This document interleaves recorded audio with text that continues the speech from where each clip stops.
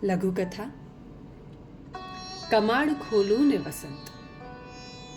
લેખિકા છે સુનીતા ઇજ્જતકુમાર. આજે ડૉક્ટર વિનાયકનું વક્તવ્ય રાજકોટના એ સભાગૃહમાં ગોઠવાયું હતું જ્યાં એનો લગ્ન મેળાપ વડીલ શ્રી વસાવડાએ કરાવ્યો હતો. અહીં પગ મૂકતા એનું મન બેચેન હતું. વિનાયકનો જીવન પ્રત્યેનો અભિગમ વક્તવ્યમાં છલકાતો. લોકો સ્વસુધાર માટે પણ તેની પાસે આવતા. આવનારને લગીરે નીચા જૂણું ન થવા દે, એ જ તો એની ખૂબી હતી.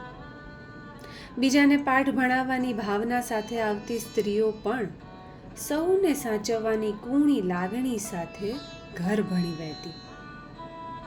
આવનારને તે એ રીતે ઉપચારતો કે સૌના કાચના ઘર સાબુત રહે. સમજુબાને દીકરાના વક્તવ્યો બહારગામ ગોઠવાય એ ન ગોઠતું. ઘર આંગણાના કાર્યક્રમમાં બા ચૂક જાય ને પ્રેક્ષકો વચ્ચે બેસે. બા દીકરાને સાંભળવા નહીં, સમજવા જતા. તેની વાતોમાંથી અચાનક ખંડિત થયેલા દાંપત્યના સગડ મેળવવા બા મથતા. ડૉક્ટર વિનાયક ઢબુરાયેલી સંવેદનાને જગાડીને સૌની સુખદ ગૃહસ્થી ઘડનારા છે. એમની વ્યવહારુ દ્રષ્ટિ લાજવાબ છે. માનવતા જગાડનાર મશાલ છે. શ્રોતાગણમાંથી કંઈક આવી વાતો બાના કાને પડતી ને ઠંડક એના કલેજે. આજે વિનાયકે વક્તવ્યની શરૂઆત કંઈક આમ કરી: હંમેશા સૌને લાગણીથી ભીંજવનારી બહેનો, કમાડ ખોલું ને વસંત. આ વિષયને સાંકળ બનાવી હું આપણી અંદર હજુ સુષુપ્ત પડેલી સમજણ ઓઢ્યા વિનાની લાગણીઓને ઝંકૃત કરવા આવ્યો છું. કબૂલું છું કે સ્ત્રીઓ તો પ્રેમનું સરોવર છે, પણ શું અમે પુરુષો સાવ અડબટાવ? મારી ઈચ્છા છે કે સૌના જીવનમાં પ્રેમ અને સુખ હિલોડા લે બસ. મારા પ્રયત્નરૂપી તણખલું તણાઈ જશે કે તરી જશે, એ તો હવે પછીનું જીવન તમે કેવું જીવો છો એના પર નિર્ભર રહેશે. વિરામ પડતા સભાખંડમાં ગણગણાટ શરૂ થયો. ડૉક્ટર વિનાયક વિષય જેવો લાવતા ને.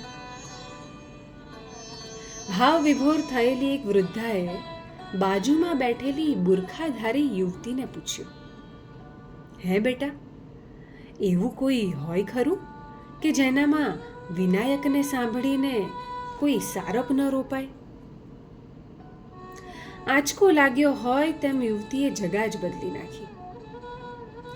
આજે વિનાયકે સૌની લાગણી પર બાજેલા ઝાડા એવા તો ખંખેર્યા હતા કે જર્જરિત સંબંધો પણ મજબૂતી પકડે. છેલ્લે પ્રશ્નોત્તરીની રમઝટ બોલી. એ રમઝટમાં પેલી યુવતી કોણ જાણે ધ્રુસકે ધ્રુસકે રોઈ જ પડી ને પછી સડસડાટ ચાલી નીકળી.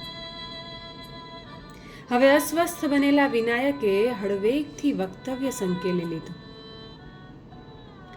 ઘરે પહોંચી વિનાયકે ખડકી ખખડાવી ને બા કમાડ ખોલે તેની રાહ જોઈ.